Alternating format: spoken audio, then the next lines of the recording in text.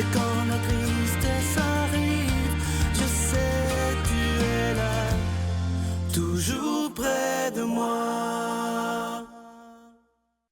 Bonne année tout le monde, bonne année 2016. Je vous souhaite tout d'abord la santé. Moi, je me dis toujours que lorsqu'on a la santé, on peut faire le reste. Je vous souhaite évidemment beaucoup d'amour en 2016, beaucoup de prospérité et évidemment, je vous souhaite la paix, une paix intérieure, mais demandons aussi au Seigneur de nous donner sa paix au niveau planétaire. On a eu une année 2015 très difficile, autant au niveau des guerres, des fusillades. Oh, c'est épouvantable 2015, comment ça a été difficile. Demandons au Seigneur cette année, en 2016, de venir répandre sa paix, mais sur la planète tout entière, et que ce soit fini la haine, qu'on en finisse une fois pour toutes, parce que 2015 a été assez violent. On rejoint immédiatement le bon doc, Gilles Lapointe.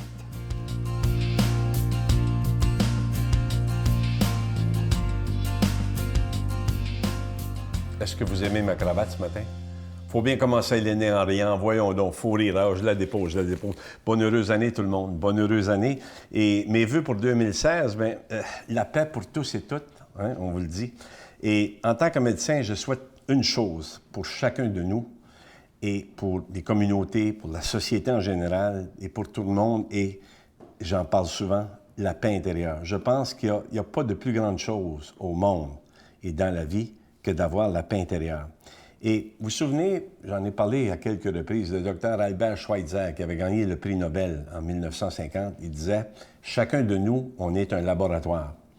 Et il mentionnait que si ça va mal dans ton laboratoire va les contaminer, les autres. En d'autres termes, si toi, tu n'es pas bien à l'intérieur et tu n'as pas la paix intérieurement, tu vas faire quoi? Tu vas les contaminer, les autres. Et quand on parle de santé, je le répète parce que chez l'être humain, il faut répéter souvent. Et l'être humain, c'est une créature d'habitude. Et des habitudes, des mauvaises habitudes, souvent, il y en a peut-être, ça prime sur les bonnes habitudes. Et ce qui est le plus difficile, c'est de perdre une mauvaise habitude pour en prendre une bonne. Et la meilleure façon d'obtenir la paix, je le mentionne, c'est de la préparer. C'est la plus grande responsabilité que je dis de l'être humain. Il faut la préparer. On a beau, tu sais, on va se souhaiter, là, oui, on va se souhaiter l'amour, la paix, la santé, la sérénité, la foi, on va tout souhaiter ça. Mais au lieu d'inventer des armes de guerre, on devrait peut-être inventer et promouvoir des outils de la paix. Il me semble que ça serait un petit peu plus souhaitable. Respect, amour, calme, joie et sérénité. Ça serait des belles armes de défense, pas des armes de guerre. Comprenez-vous l'être humain? Moi, je ne comprends pas. Puis si on regarde ce qui se passe actuellement, mesdames, messieurs, ceux qui ont 65 ans ou de mon âge, un peu vers la 68, 69, 70, 75, je ne sais même plus quel âge que j'ai, je suis un peu comme Sœur Angèle, je ne sais plus. On dit aux gens, mais oui, mais regarde là, à la fin de la guerre, en 1945, on disait jamais plus il y aurait de guerre. C'est terminé, ça ne se fera plus. Au moment où je vous parle, en début d'année, là, il y a plus de guerres dans le monde qu'il n'y en a jamais eu. Alors, tu dis, il y a de la justice, oui, il y a de la justice, mais il y a beaucoup de failles, donc plus ou moins de paix. Alors, il faut la semer, la paix. Et quand on souhaite la paix aux gens, elle doit être dans chacun de nous autres, cette paix intérieure-là. Puis c'est bien beau de parler de la paix, mais aussi, il faut s'occuper de la réaliser. Il faut la réaliser, cette paix-là. Et rappelons-nous ce qui est important à retenir. Rappelez-vous de ceci. L'essentiel, aimer et être aimé. L'important, apprécier ce qu'on a et ce qu'on fait. Le besoin principal, la santé et la liberté. Le besoin principal et la plus belle image, la paix. Parce que la violence a des racines dans elle influence nos valeurs humaines, la violence. Et la paix ne peut s'obtenir que par quoi? Je l'ai mentionné dans mes vœux de Noël, elle ne peut s'obtenir que par l'amour. C'est ce que je vous souhaite. De la paix intérieure, de l'amour et du respect de soi. Je pense que ce sont les plus belles choses. Pourquoi? Parce que ça influence directement la santé. Et la santé, c'est pas juste une question de ne pas souffrir de constipation et d'avoir de douleur. C'est aussi avoir la paix intérieure. Alors, c'est ce que je vous souhaite. Bonne et heureuse année. Je vous fais la bise à Madame la Violette qui nous regarde et tout ce beau monde-là. Ciao. Notre Père qui es aux cieux, que ton nom soit sanctifié, que ton règne vienne, que ta volonté soit faite sur la terre comme au ciel. Donne-nous aujourd'hui notre pain de ce jour. Pardonne-nous nos offenses comme nous pardonnons à ceux qui nous ont offensés. Ne nous laisse pas entrer en tentation, mais délivre-nous du mal, car c'est à toi qu'appartient le règne, la puissance et la gloire pour les siècles des siècles. Amen.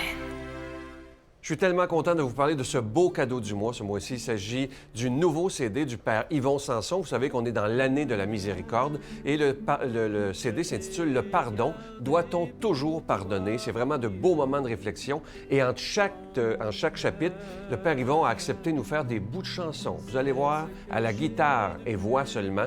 Et à la fin du CD, un beau cadeau, son plus grand succès, « Prends mon cœur ». Je vous le dis, vous allez beaucoup aimer ça.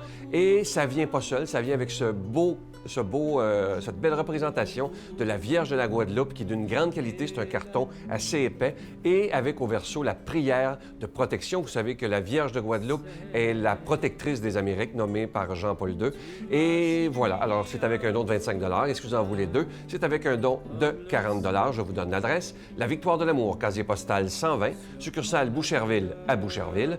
Le J4B 5E6, je vous la redonne. La Victoire de l'amour, casier postal 120, succursale Boucherville à Boucherville. Le J4B 5E6, également par téléphone, par carte de crédit, du lundi au vendredi de 8h30 à 16h30 dans le 514-523-4433, 523-4433 ou sans frais le 1-888-811-9291, 1-888-811-9291 et aussi sur notre site Internet, le www.lavictoiredelamour.org. Alors, je vous rappelle, ce beau CD sur le pardon, c'est vraiment des beaux moments de réflexion et de prière et ça vient avec cette belle image cartonnée de la Vierge de la Guadeloupe.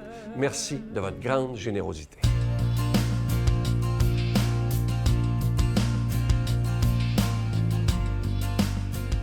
Mon Dieu, donnez-moi la sérénité d'accepter les choses que je ne peux changer, le courage de changer les choses que je peux et la sagesse d'en connaître la différence. Amen. On rejoint immédiatement l'abbé Joseph Éveillard.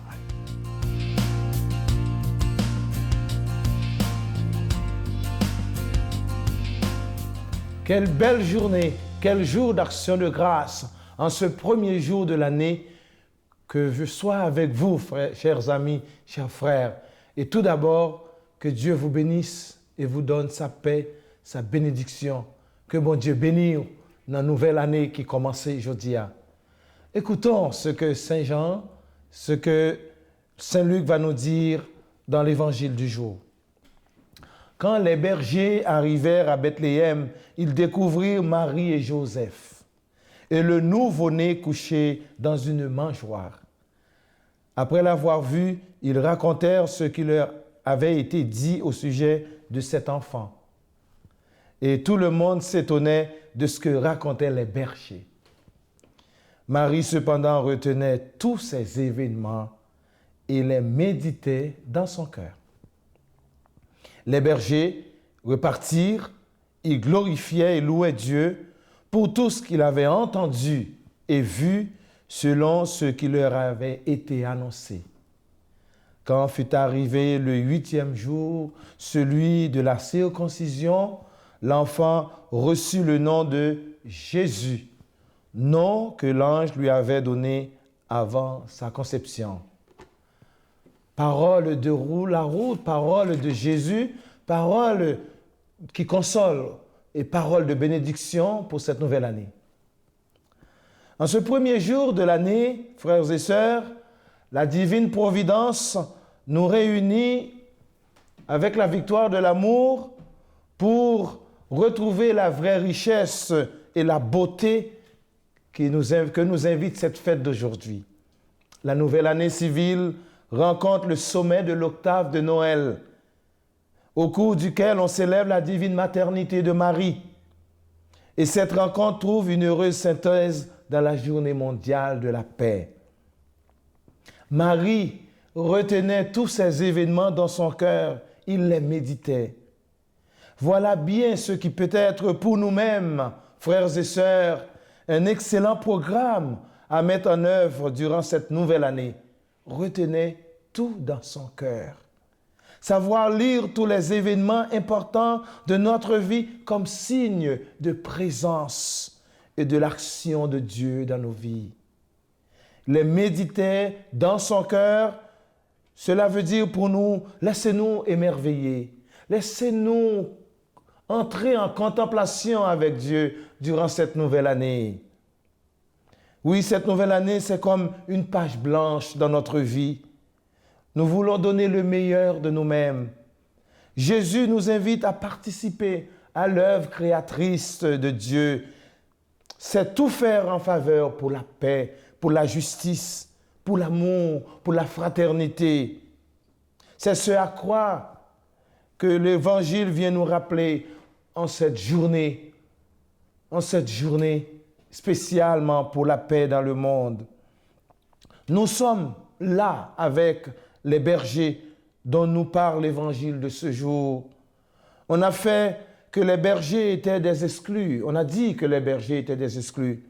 Mais dans le monde de la Bible, les bergers représentent un symbole très fort.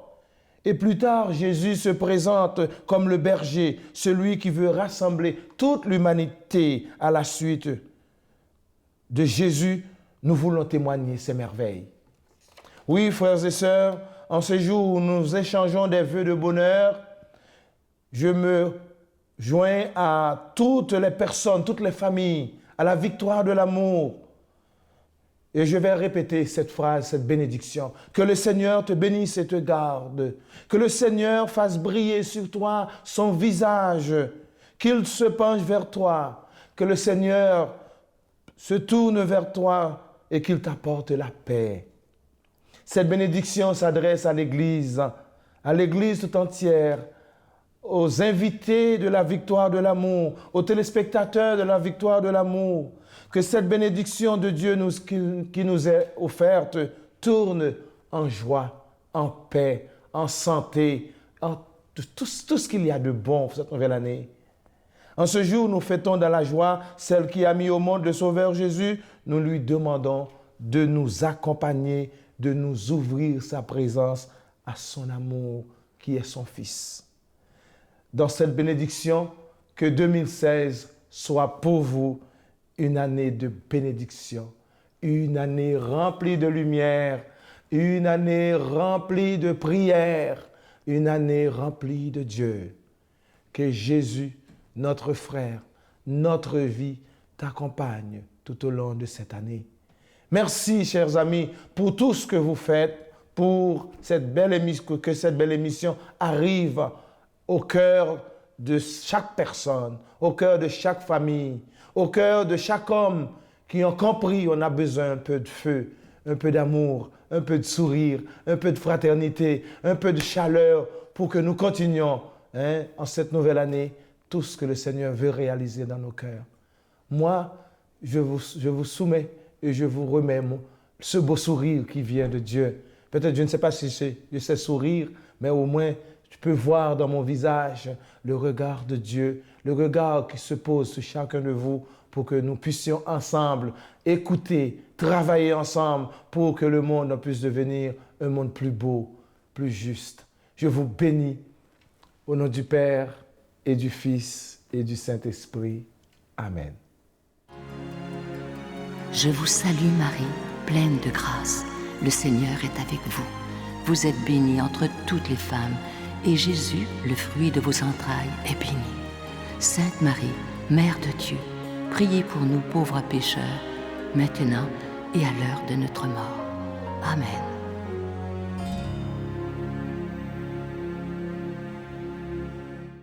Il me reste que le temps de vous souhaiter la plus belle des années. Prenez soin de vous. À demain. Bye. N'oublions pas que le bien est plus fort que le mal, que le jour est plus fort que la nuit, que la lumière est plus forte que les ténèbres, que le soleil l'emportera toujours sur les nuages, même si les nuages veulent le couvrir. Ouais. Comme les rois mages en Galilée, suivaient des yeux l'étoile du berger.